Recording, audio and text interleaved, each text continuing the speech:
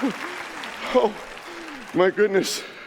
I thank the Academy for this honor and for our Studio A24 for making such a bold film.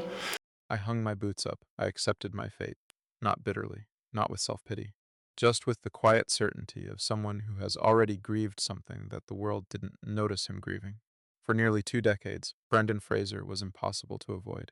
His face was everywhere, on movie posters, on magazine covers, in the consciousness of anyone who went to a multiplex theater in the 1990s and early 2000s.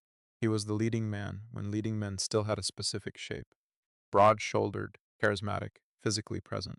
He made you believe in adventure. He made you believe that charm and vulnerability could coexist in a single body. And then very suddenly, he disappeared. The question everyone has asked is simple. What happened? But the real question, the one that matters, is far more complicated. What happened when a man whose entire identity was built on his physical presence, his youthful invincibility, his ability to throw himself across the frame, suddenly couldn't? What happens to someone when the thing that made him valuable becomes the thing that destroys him? Brendan James Fraser was born in Indianapolis in 1968, but he grew up everywhere. Military family, shifting foundations, always the new kid. There's something in the texture of that childhood that matters.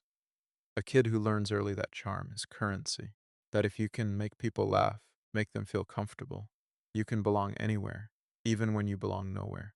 By his 20s, he was in Los Angeles, doing what thousands of young men do: auditioning, waitering, performing for the camera in small roles on television shows that nobody remembers. He was handsome. He was tall. He was present.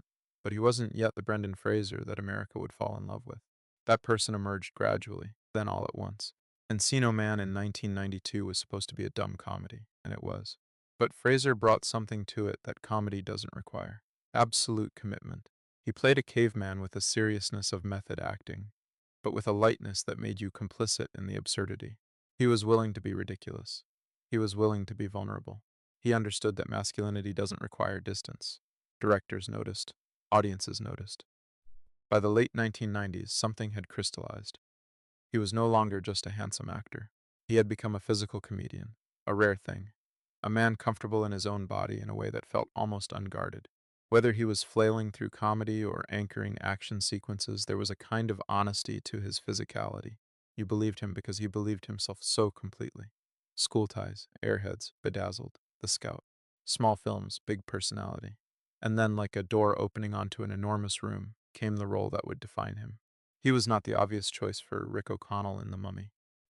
The character was written as a roguish adventurer, someone who carried the movie on charm and action sequences. But Fraser understood something about the character that the script didn't quite know. Rick was lonely. He was performing invincibility as a way of surviving a world that had hurt him, and beneath all that swagger was someone desperately seeking connection. That's what Fraser brought. That's what made the film work. The Mummy in 1999 didn't just make Fraser a star, it made him a commodity. Hollywood suddenly understood the formula. Put him in a movie, add action sequences, add romance, add physical comedy, add genuine emotional vulnerability beneath it all. The box office responded, like it had been waiting for permission to feel something other than irony. For the next decade, he was everywhere. The Mummy Returns, the Dudley Do Right movie, Journey to the Center of the Earth, Inkheart, Mummy 3. He was successful. He was visible. He was, by any reasonable measure, exactly what he had worked toward. But success in Hollywood is a peculiar thing. It's not the same as happiness. It's not even the same as satisfaction. It's a kind of vast, glittering cage that feels like freedom while you're inside it. Brendan Fraser was known for one thing: his willingness to do his own stunts. This was presented as admirable. Dedicated to his craft, committed to authenticity, action stars were supposed to be like this. They threw themselves into danger because that's what the role demanded. It was part of the mythology. What nobody talked about was the cost. Physical comedy has a price. Throwing yourself across a frame dozens of times, being thrown from horses, hanging from wires, absorbing impacts. It accumulates. It becomes scar tissue, both literal and metaphorical. The body keeps score. By the mid-2000s, Fraser had started to feel the weight of this. Multiple surgeries, a herniated disc, shoulder problems, injuries that an actor could work through, could disguise with makeup and careful positioning of the camera, but that were always there, etching, reminding him of his own fragility. But there was something else happening too, something less visible. In 2003, while he was at the height of his power, Fraser was assaulted by Philip Burke, then president of the Hollywood Foreign Press Association. The assault was brief, a handshake that lingered, fingers that moved where they shouldn't, but it was unambiguous. It was violation. It was an exercise of power by someone who didn't expect to face consequences. For years, Fraser didn't speak about it publicly.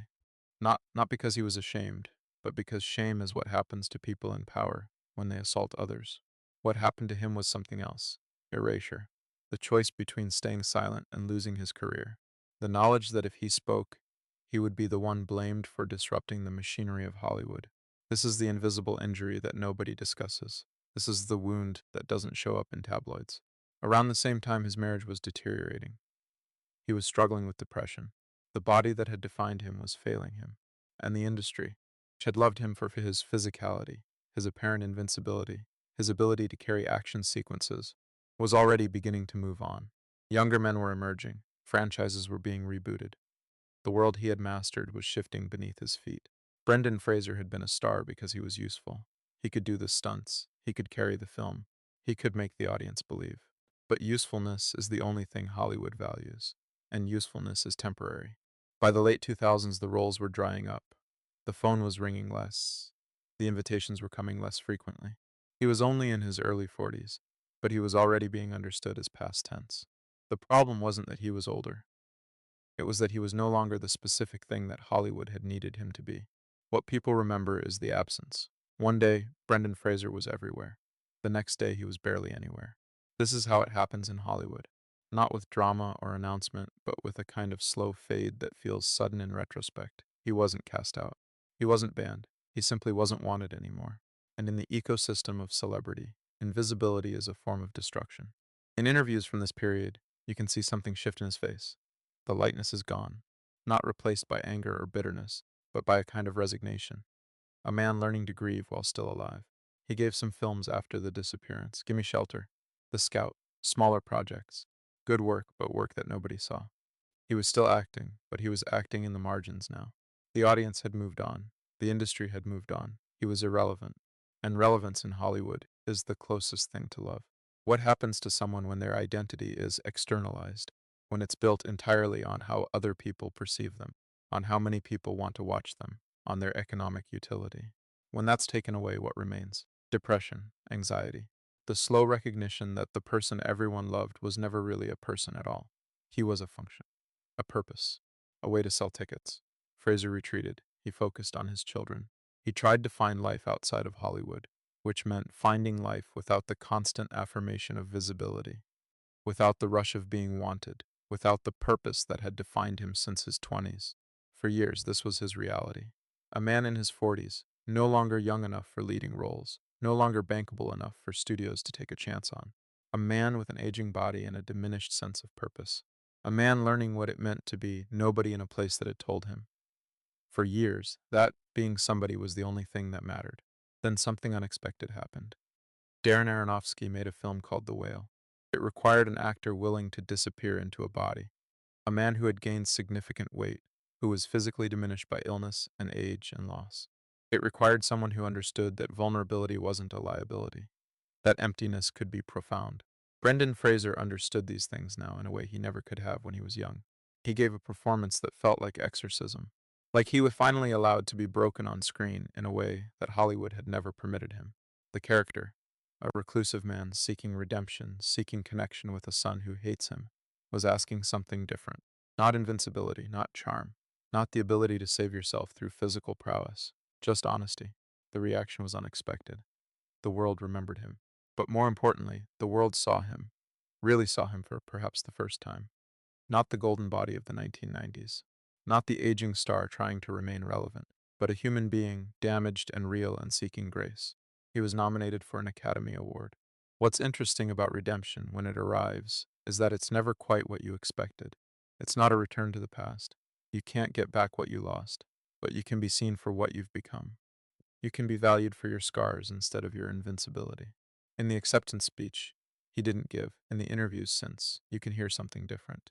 Not the performance of confidence, not the persona of the leading man, but a man who has learned something about himself, who understands that his worth is not determined by what he can do, or what he looks like, or how many people want to watch him. His worth is just there. This is what happened to Brendan Fraser. Not a tragedy, not a triumph, but something more honest than either of those narratives. He was told by an industry and a culture that his body was his value, that his physicality, his charm, his ability to perform invincibility was the only thing that mattered. He believed this, the way we all believe the stories we're told about ourselves. And when his body could no longer serve that purpose, when age and injury and circumstances made him unsuitable for the role he had been given, he had to learn who he was without it. This is the thing that nobody wants to confront, that the self we've built in the world is often a self we've constructed for others.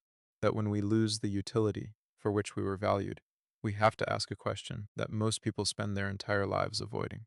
Who am I without the thing that made me wanted? Brendan Fraser had to answer that question. He had to live in the space between being somebody and being nobody. And what he found there, apparently, was that the answer matters less than the honesty of the question. We live in a time that worships transformation stories, the comeback, the reinvention, the redemption.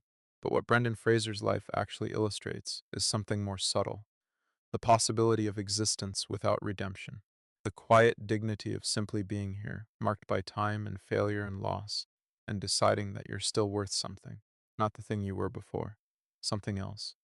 The camera loves him differently now, not for what he can do, but for what he has survived.